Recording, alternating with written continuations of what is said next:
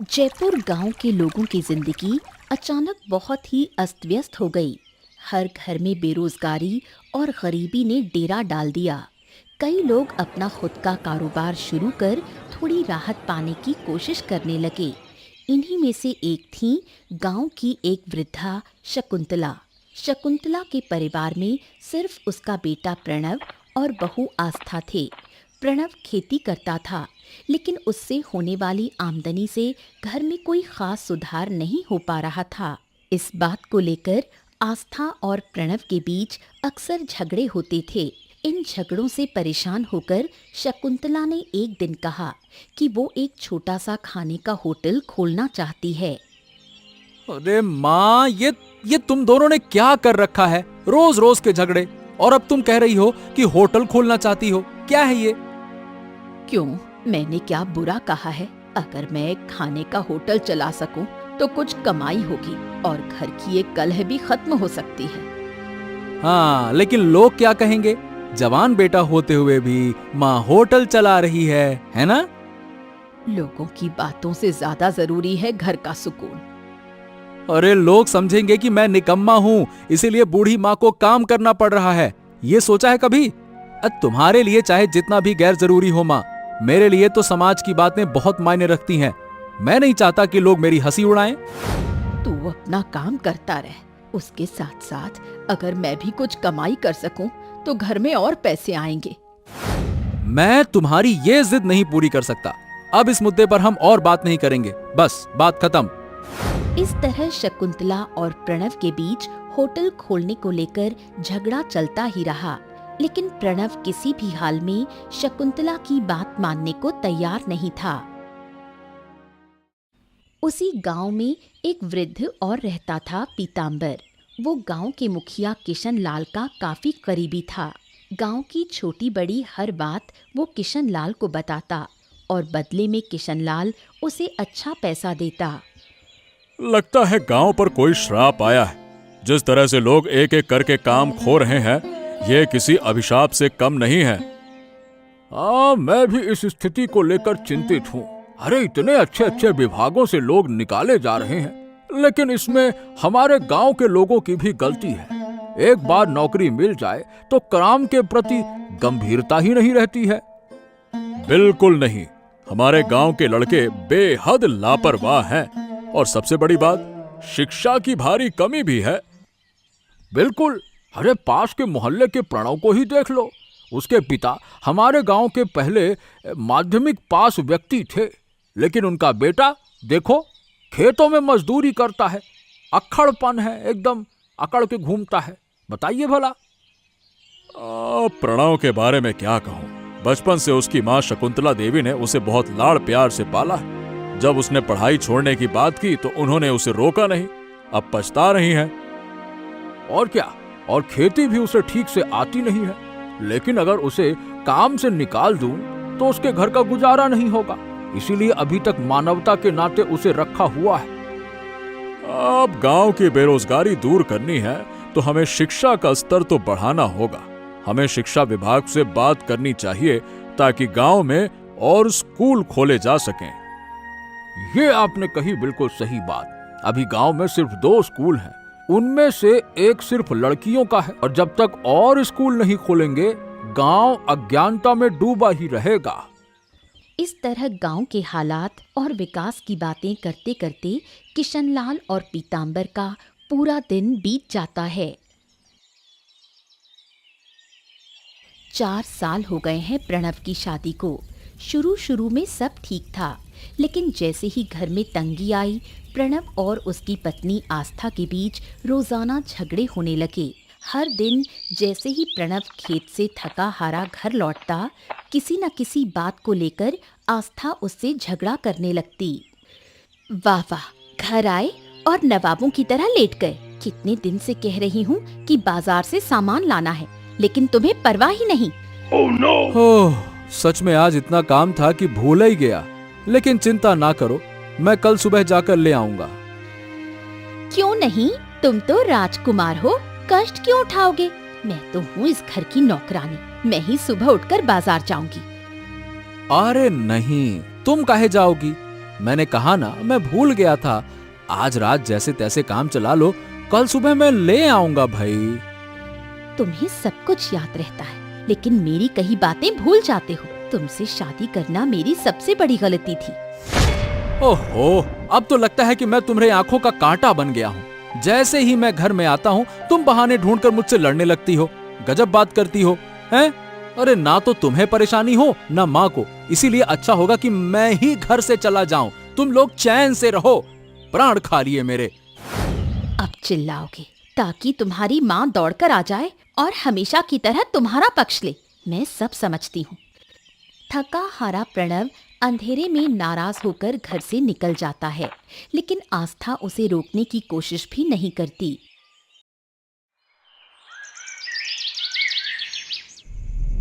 पूरी रात प्रणव घर नहीं लौटा। शकुंतला चिंता में पड़ गई।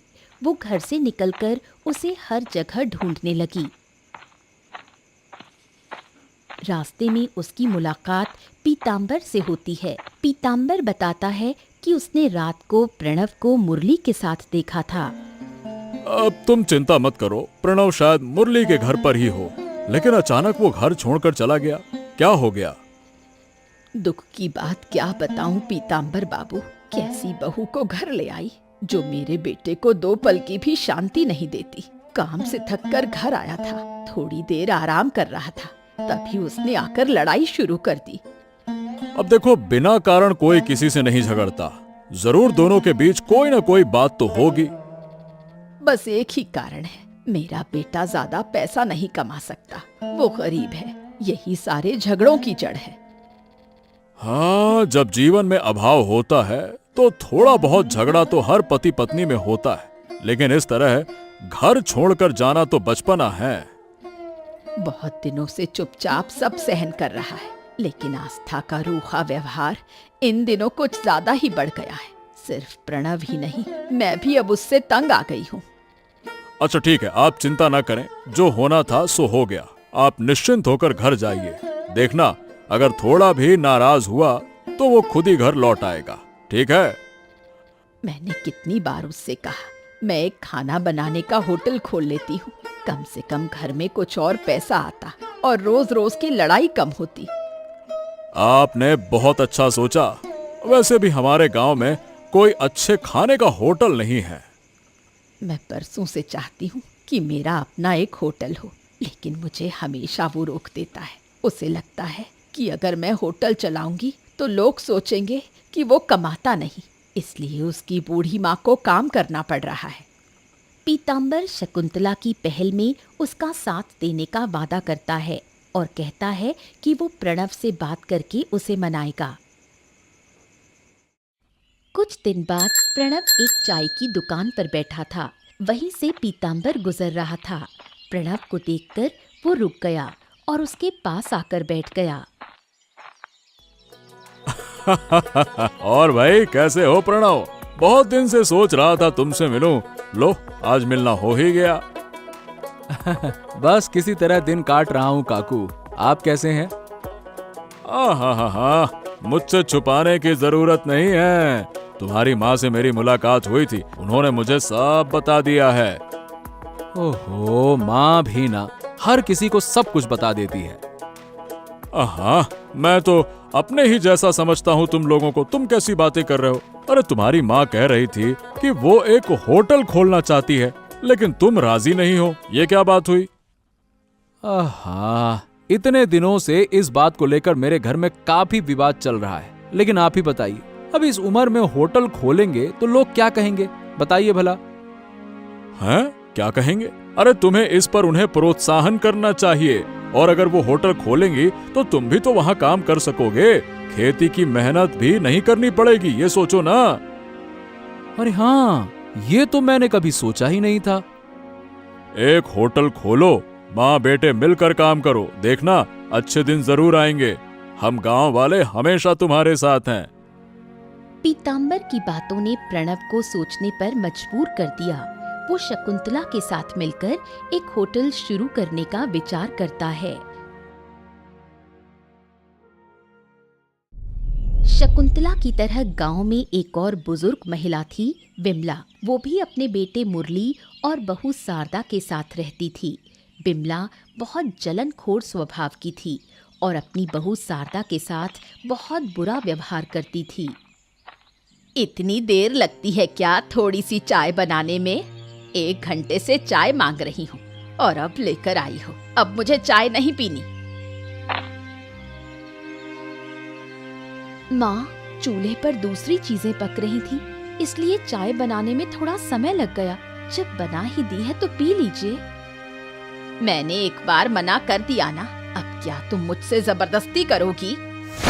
माँ, मैं आप पर जबरदस्ती क्यों करूँगी? अगर आप ही नहीं पिएंगी तो चाय फेंकनी पड़ेगी। दूध और चीनी सब बर्बाद हो जाएगा। ओहो, तो तुम मुझसे ये कहना चाहती हो कि मैं ज्यादा खाती हूँ, मेरे कारण ज्यादा खर्चा होता है और इसलिए तुम्हें घर चलाने में दिक्कत हो रही है। माँ, आप मुझे गलत मत समझिए, मैंने ऐसा कुछ भी नहीं कहा। रहने दो, तुम कब क्या कहती हो मैं सब जानती हूँ। तुम्हें तो लगता है कि मेरे इस घर में रहने से तुम्हारा नुकसान हो रहा है ना? नहीं माँ, आपके रहने से हमें कभी कोई परेशानी नहीं हुई और ना ही होगी। गलती मेरी है, माफ कर दीजिए। आपको चाय नहीं पीनी तो मत पीजिए। रहने दे बेटी, गलती मेरी थी जो तुमसे चाय मांगी। आज के बाद इस घर में मैं कभी चाय नहीं पीऊंगी। शारदा की मामूली बातों को बिमला जानबूझकर तूल देती है और झगड़ा शुरू कर देती है, लेकिन शारदा के लिए ये कोई नई बात नहीं थी। वो चुपचाप वहां से चली जाती है।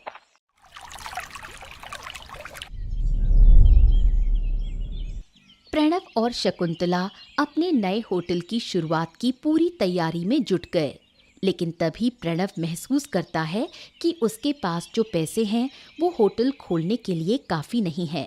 उसे और पैसों की ज़रूरत है।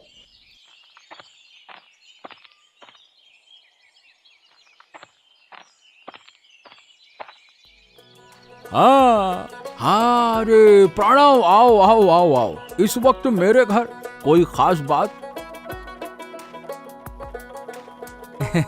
ए बाबू, मैं सालों से आपकी जमीन जोतता आ रहा हूँ, आपके लिए काम करता आ रहा हूँ। पिताजी के गुजर जाने के बाद आपने हम सबको बहुत सहारा दिया।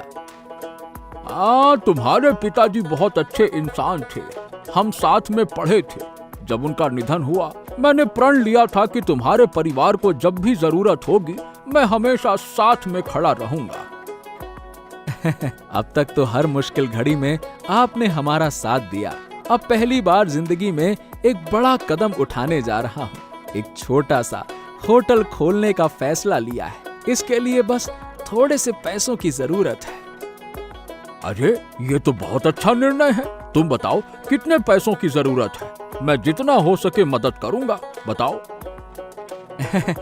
होटल शुरू होने के बाद अगर आमदनी अच्छी हुई तो मैं जल्द ही आपके पैसे लौटा दूंगा। अरे पैसे लौटाना बात की बात है, अभी होटल की शुरुआत और उसका संचालन सही से करो। अगर तुम लोग तरक्की करते हो तो मुझे बहुत खुशी होगी। इसलिए वो किशन लाल से उधार लेने का सोचता है।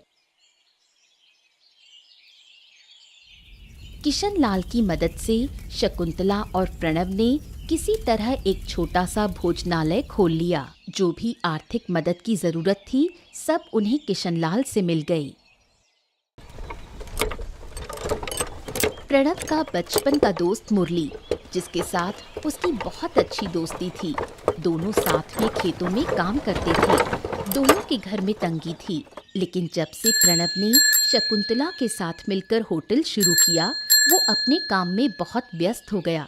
शकुंतला के हाथों का स्वादिष्ट खाना इलाके में मशहूर होने लगा। होटल में भीड़ बढ़ने लगी और धीरे धीरे प्रणव का घर आर्थिक रूप से सुदृढ़ हो गया। लेकिन उसकी ये तरक्की देख मुरली के मन में जलन पैदा हो गई। अरे ये क्या पकाया है तुमने? हर रोज बेस्वाद खाना, बकवास खाना। अरे कुछ अच्छा नहीं बना सकती क्या? घर में जो है वही तो बना रही हूँ। तुम्हारी थोड़ी सी आमदनी में क्या राजसी खाना बनेगा? मैं आज भी छोटे से खेत में काम करके मुश्किल से कमा पा रहा हूँ, और उधर प्रणव और उसकी माँ होटल खोलकर अमीर बन बैठे हैं। मैंने भी सुना है उनका होटल बहुत अच्छा चल रहा है। चलो ना, एक दिन हम भी जाकर देखें।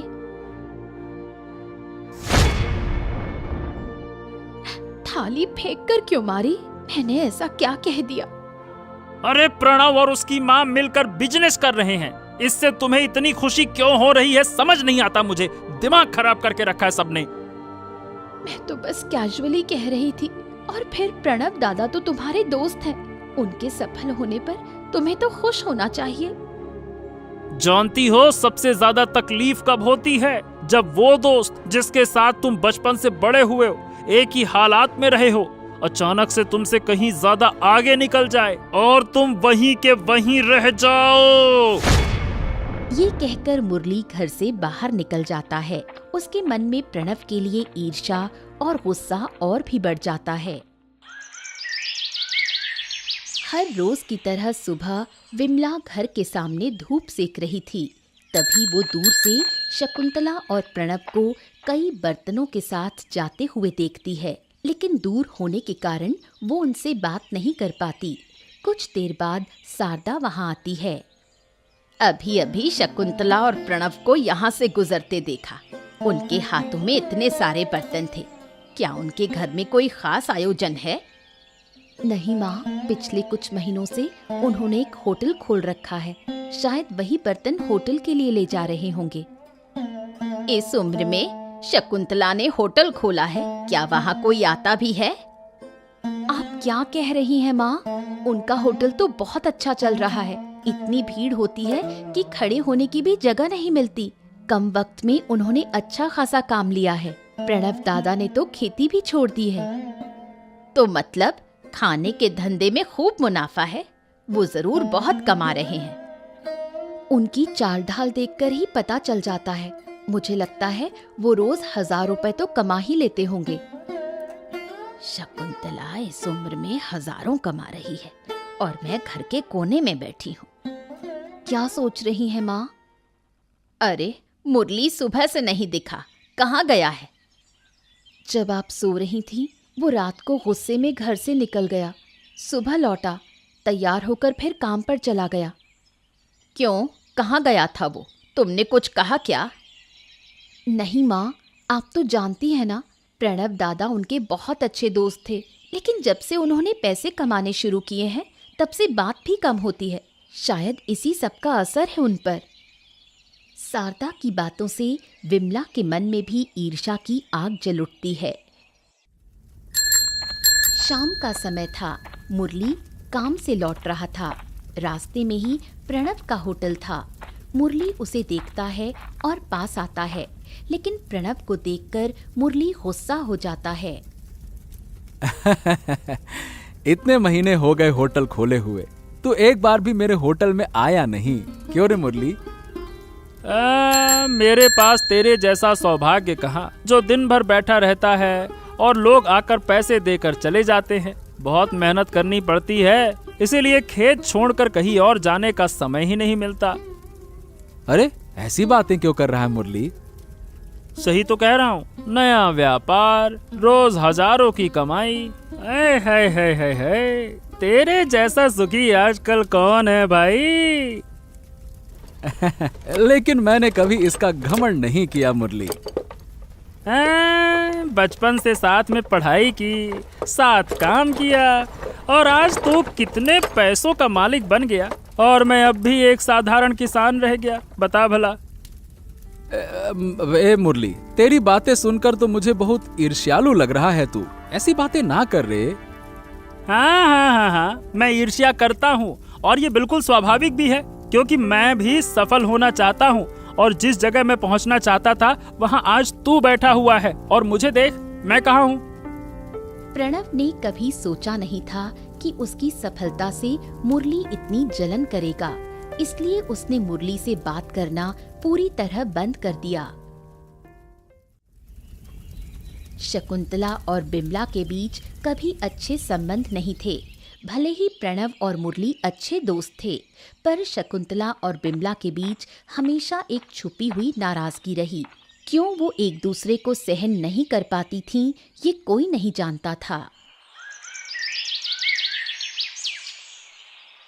कहिए, क्या बहुत व्यस्त हो? सुना है आजकल बहुत कमाई हो रही है। तुम अचानक मेरी दुकान पर क्या कर रही हो? और मैं कितना कमाती हूँ, इससे तुम्हें क्या लेना देना? अरे वाह, तो क्या अब तुम्हारी दुकान में आने की भी मनाही है? ऐसी बात नहीं है, सबकी तरह तुम भी आ सकती हो, लेकिन अगर काम के समय आकर बेवजह बकवास करने आई हो तो माफ करना, तब आना मना है। अहंकारी तो तुम पहले से ही थी, अब लगता है पैसे देखकर तुम्हारा घमंड और भी बढ़ गया है। हो सकता है बढ़ गया हो, इस उम्र में मेहनत करके कमाई कर रही हूँ, सफल बिजनेस चला रही हूँ, मुझे घमंड करना शोभा देता है। क्या सोचती हो कि इस उम्र में सिर्फ तुम ही होटल खोलकर सफल हो सकती हो और कोई नहीं कर सकता? जरूर कर सकता है, लेकिन उसके लिए मेहनत, आत्मविश्वास और हिम्मत चाहिए। सफल व्यापार करना सिर्फ खड़े खड़े दूसरों को नीचा दिखाने जितना आसान नहीं। क्या तुम मुझे अपमानित कर रही हो शकुंतला? क्या केवल तुम्हारे पास ही आत्मविश्वास है? क्या मैं असमर्थ हूँ? क्या मैं कुछ नहीं कर सकती? तो फिर बातों से नहीं, अगर हिम्मत है तो करके दिखाओ। अगर तुम में साहस है तो मुझे टक्कर दो। ठीक है, आज तुम्हारी हर एक बात मैं याद रखूंगी और बहुत जल्द तुम्हें दिखा दूंगी कि मैं तुमसे भी अच्छा होटल चला सकती हूँ। इस तरह की बहस के बाद विमला ने तय कर लिया कि वो भी एक होटल खोलेगी। शकुंतला के अपमान का बदला लेने और अधिक कमाई करने के इरादे से मुरली और बिमला ने एक नया होटल खोल लिया। प्रणव के होटल को टक्कर देने के लिए उन्होंने कुछ विशेष व्यंजन अपने मेन्यू में जोड़े। शुरुआत में ग्राहक कम थे, लेकिन धीरे धीरे उनका होटल लोकप्रिय होने लगा। दूसरी ओर प्रणव के होटल की मांग कुछ कम हो गई, जिससे शकुंतला चिंतित हो गई। कितना अच्छा चल रहा था हमारा काम, रोज 1000 रुपए की कमाई होती थी, और जब से वो शैतान बिमला और मुरली ने होटल खोला है, सब लोग वहीं चले जाते हैं।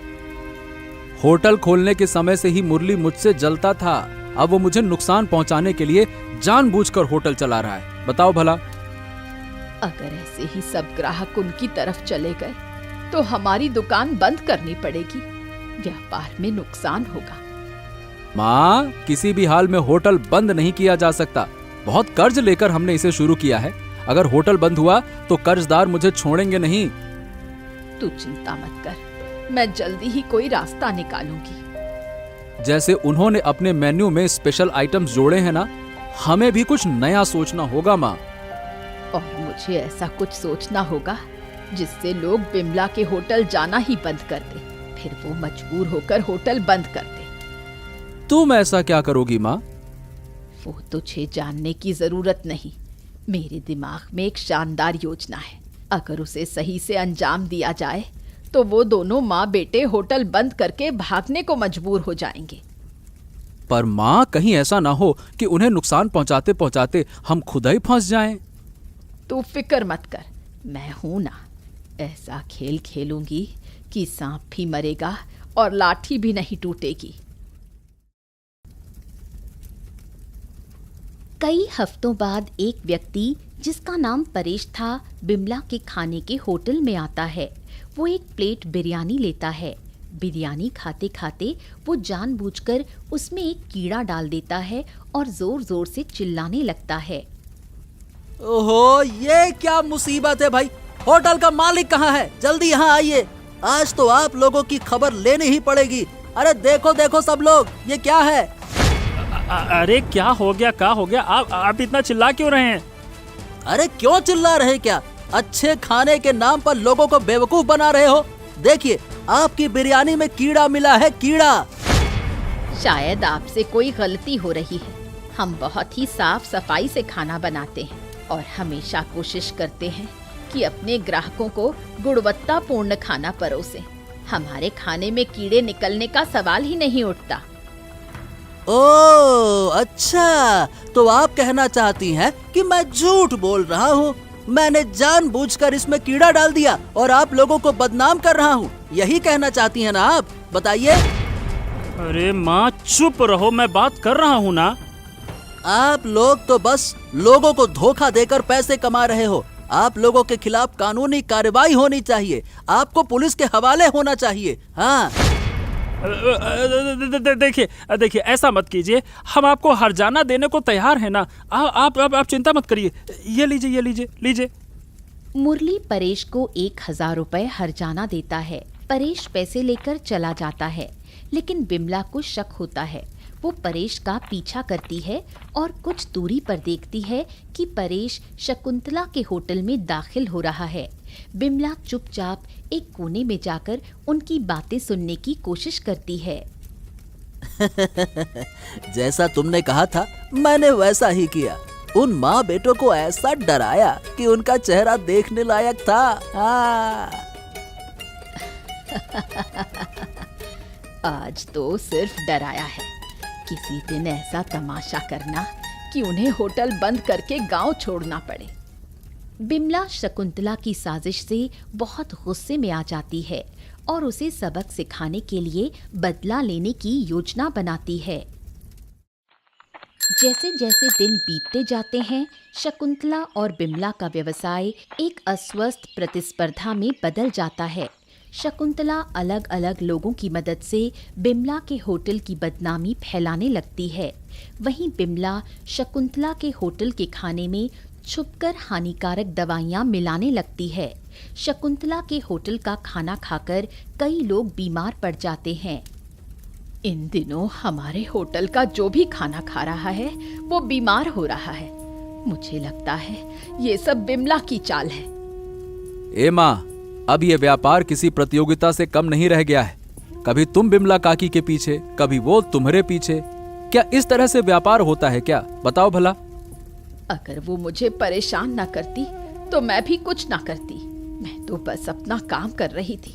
मैंने तो उसे कहा था कि यही काम मत करना। अरे मुझे बहुत चिंता हो रही है। इस तरह से तो किसी दिन हमारा होटल बंद हो जाएगा। हम करेंगे क्या? हमारी सबसे बड़ी बाधा है बिमला और मुरली। अगर होटल को बचाना है तो हमें उनके होटल को रास्ते से हटाना होगा।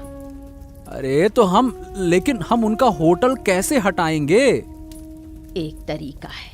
आज रात जब वो होटल बंद करके चले जाएंगे तब हम उनके होटल के पास जाएंगे। फिर क्या करना है मैं तुझे वहां जाकर बताऊंगी। ए माँ, ये तुम्हारे दिमाग में चल क्या रहा है? देखो, हमको तो बहुत डर लग रहा है। मतलब कहीं हम किसी मुसीबत में ना फंस जाएं। कुछ नहीं होगा, मैं हूं ना, मुझ पर भरोसा रख। आज रात सब खत्म कर देंगे। शकुंतला की योजना के अनुसार रात को प्रणव और शकुंतला बिमला के होटल के सामने पहुंचते हैं। शकुंतला के कहने पर प्रणव होटल में तोड़फोड़ करता है।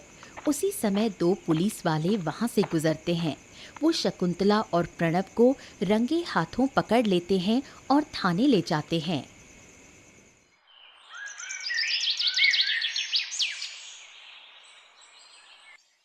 अगले दिन सुबह मुरली और बिमला को थाने बुलाया जाता है। उन्हें शकुंतला की करतूतों के बारे में बताया जाता है। सब सुनकर बिमला बहुत गुस्सा हो जाती है और थाने में शकुंतला से झगड़ने लगती है। चुप रहिए आप लोग, ये थाना है, थाना, आपका घर नहीं। यहाँ खड़े होकर चिल्ला क्यों रहे हैं आप लोग? दारोगा बाबू, मैं आपसे निवेदन करती हूँ, कृपया शकुंतला को सख्त सजा दीजिए। जब से मैंने होटल खोला है तब से ये मुझे परेशान कर रही है। तरह तरह से मेरा नुकसान करने की कोशिश की है। ये सिर्फ मेरी ही गलती बता रही है। इसने भी मेरे होटल के खाने में जहर मिलाकर लोगों को बीमार किया है। इस बारे में कुछ नहीं कह रही। जो आप कह रहे हैं, क्या उसका कोई गवाह या सबूत है? आप दोनों ने एक दूसरे को नुकसान करने की कोशिश की है। अगर आप अपने काम पर ध्यान देते, बदले की भावना से काम ना करते, तो आज आपकी ये हालत ना होती। मुझे मजबूर होकर आप दोनों को गिरफ्तार करना पड़ा। ए माँ, मैंने तुम्हें कितनी बार चेतावनी दी थी, लेकिन तुमने हमारी एक ना सुनी। देखो, बदले की भावना और ये गंदी प्रतिस्पर्धा ने हम सबको यहाँ लाकर खड़ा कर दिया। बताओ भला। प्रणव और शकुंतला को बिमला के होटल में तोड़फोड़ करने के लिए और बिमला को शकुंतला के खाने में हानिकारक दवा मिलाने के लिए 1-1 साल की सजा दी जाती है। दोनों के होटल स्थायी रूप से बंद कर दिए जाते हैं। प्रणव और मुरली फिर से खेती बाड़ी करने लगते हैं और फिर एक साधारण लेकिन ईमानदार जीवन जीने लगते हैं। इस तरह उनके गलत काम ही उनके सुखी जीवन के सबसे बड़े दुश्मन बन गए।